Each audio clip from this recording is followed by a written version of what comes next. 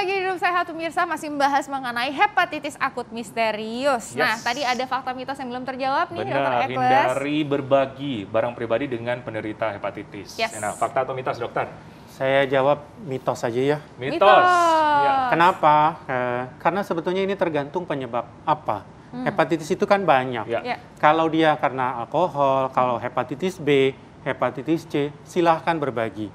Tidak perlu diisolasi alat-alat. Tapi kalau hepatitis A memang terpengaruh sanitasi dan hygiene. Nah, tapi sebetulnya yang paling penting adalah cuci tangan untuk hepatitis A dan E. Jadi sebetulnya kalau mau pakai kasur tidur bareng ya nggak apa-apa sih. Nggak apa-apa ya. Gitu. Nah, ini pasti yang namanya ibu-ibu nih ya dok ya, pasti kan udah mulai was-was ya kan kita kalau misalnya denger, wah banyak menyerang anak-anak gitu ya. Dan pastinya kita pengen tahu nih gejalanya tuh apa sih dan apa sih yang perlu diwaspadai gitu. Silakan dokter. Ya, memang perlu kewaspadaan dalam hal ini. Tadi namanya misterius, gejalanya bisa tidak spesifik. Tapi dari data yang ada dari anak-anak yang terkena, gejala awal adalah gejala pencernaan. Apa itu gejala pencernaan? Mual, muntah, kembung, diare, dan sebagian besar didahului oleh demam. Lah, tapi kita kan juga banyak orang sakit muntaber. Tapi kalau muntaber biasanya tidak lanjut ke hepatitis. Apa tanda bahwa livernya terganggu? Yang paling terlihat adalah mata kuning, pipis kuning. Biasanya pipis dulu jadi warna kuning. Pipisnya warna? Kayak air teh. Kayak air teh. Air seni aja kayak seperti warna air teh. Nah, itu tanda-tanda liver terganggu.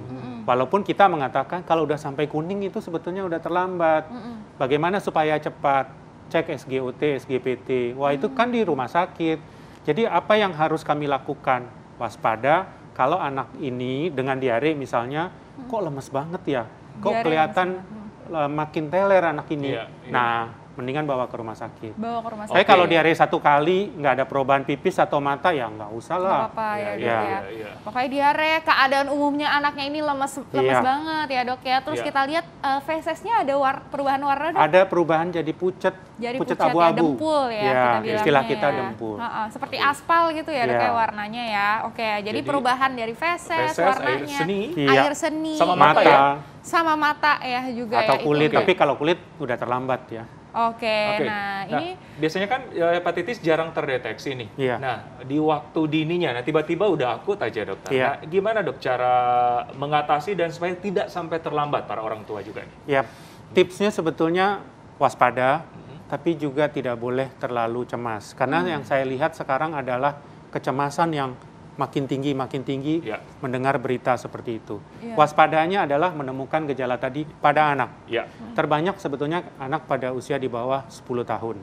Jadi kalau ada anak dengan gangguan saluran cerna, kemudian ada tanda-tanda lemas, ada tanda-tanda kelihatan kuning yang biasanya dimulai dari urinnya, cepat bawa ke rumah sakit.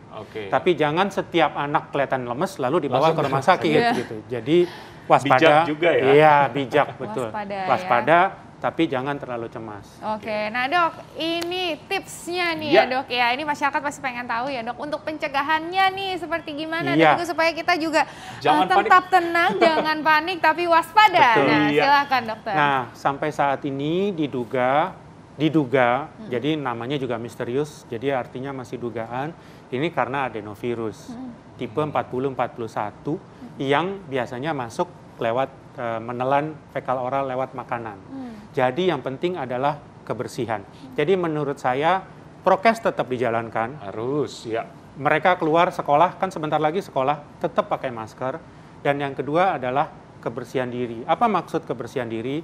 Cuci tangan, makannya makanan yang bersih. Jadi sebetulnya hal-hal yang rutin yang biasa kita lakukan. Kita lakukan selama pandemi ini ya dok ya. Tetap dilanjutkan. Jadi jangan dibebaskan gara-gara COVID sudah turun. Nah, terakhir nih, tadi tuh kita kan bahas temulawak nih. Itu bisa jadi salah satu preventif nggak dokter? Kalau ditanya fakta atau mitos, mungkin saya kalau preventif pertanyaannya, saya harus jawab mitos. Tidak ada bukti bahwa kalau anak itu dikasih sirup temulawak, kurkuma itu ya, kemudian atau bubuk temulawak dikasih air, kemudian dia tidak terkena. Belum ada bukti. Kita kan kedokteran harus ada buktinya. Tapi bisa mensupport ya. Penelitian menunjukkan bahwa temulawak bagus sebagai suplemen untuk liver. Tapi nggak ada bukti bahwa kalau dikasih temulawak, dia nggak kena. Oke, mensupport lah ya. Tapi berarti ini ya, ini untuk membantu aja untuk suplementasi gitu ya. Tapi tetap ya yang perlu kita harus waspadai ya, itu tadi ya mengenai gejala-gejalanya ya kan. Terus juga tentunya protokol kesehatannya juga harus makin ketat ya dok ya. Ya, cuci tangannya tetap, terus udah gitu hand hygiene ya, terus juga sanitasinya itu juga penting sekali. Setuju banget. Yang penting jangan panik. Yes, betul sekali. Bijak, waspada dan jangan panik. Betul sekali. Terima kasih banyak dokter Irsa. Seperti biasa banyak sekali informasi kesehatannya.